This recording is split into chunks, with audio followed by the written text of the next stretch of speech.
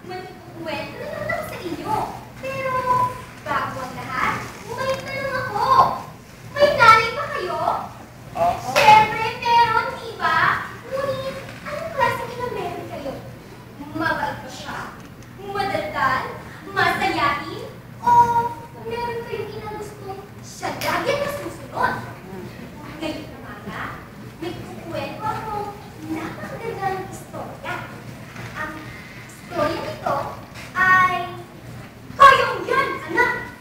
Handa na ba kayong makinig? Sa bayan ng Bukaw, barangay Boyaco, ay may mag-inang sina Venus at Maita. Si Venus ang nanay ni Maita na maitim ang pulis, ulong ang mga buhok, pangut ang ilong, mga labi na kung gaano kakapal ang saylay, ganun din ang nasa itaas, at higit sa lahat, puntas ang mukha. By the way, sino nga bang tinutukoy ko? Si Venus! Tama! Say it again! Venus! Okay, ngayon, ito sa kanila ay may lamang kakaibang ano. Nagkaroon lamang labi ng nanay niya ay hindi niya nakuha. Imagine, gusto niyo bang malaman ang kwento nila? Dahil yun! Ang nanalo sa ating yan ng bayan ay karahok bilang Naparet! Ang sigtong ng isang nanay na parang inulit na yero ang boses. Nang malamang hindi na natin nagwala sa kalye. Ay! Ano ba ang face mo?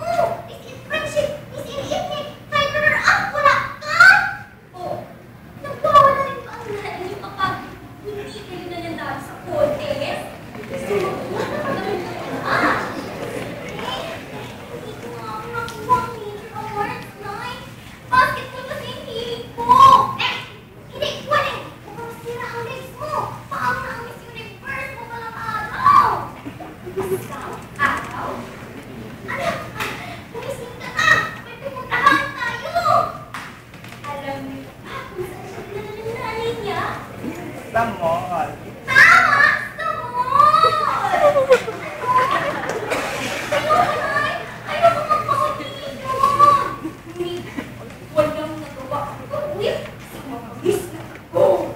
Oo, siya ang nagluto. Ang nagkuhan niya, ang nagkakatawa, hindi maganda ako. Taas na yung pagbabalat ng nanay niya. Ngunit, ito ang nangyari. Wala na kung issue na sa shampoo ang lahat namin. Ang anak niyo, hindi nakakasa dahil may puto siya. Nagulat ang nanay. That's not true. Ako lang ang may puto siya. Wala! Meron! Ang sigaw ng matita na nagchichik ng mga buhok. Ay, napahiya ang magkila. Ngunit, alam niyo ba kung anong sagot nila sa anak? Ganito yun.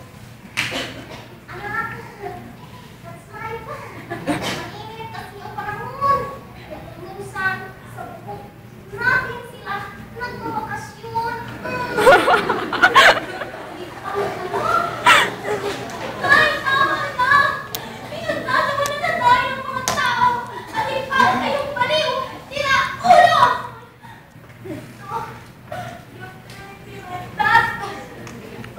Oo! Inaamin ko!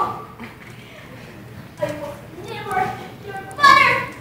I'm just your big mother! Kaya hindi mo ako nililispeto! Alam mo ba kung anong sinusunod yung nangyari? Siyempre, hindi mo sila nagkikiwan ng nanay niya. Hanggang isang araw, nakuha ko! Naamin ko yung eleven. Dapat lang, maganda at matalino. Siyempre, may nakakailan sa sports. Ang mananalo ay picture hanggang makatapos ng kolehiyo. Sumahal na ba hanggang dumating ang araw ng magigala?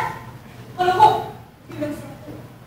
Anong kamalian sa buhay ang nagawa mo at ano ang nagawa mo ang may gusto ito?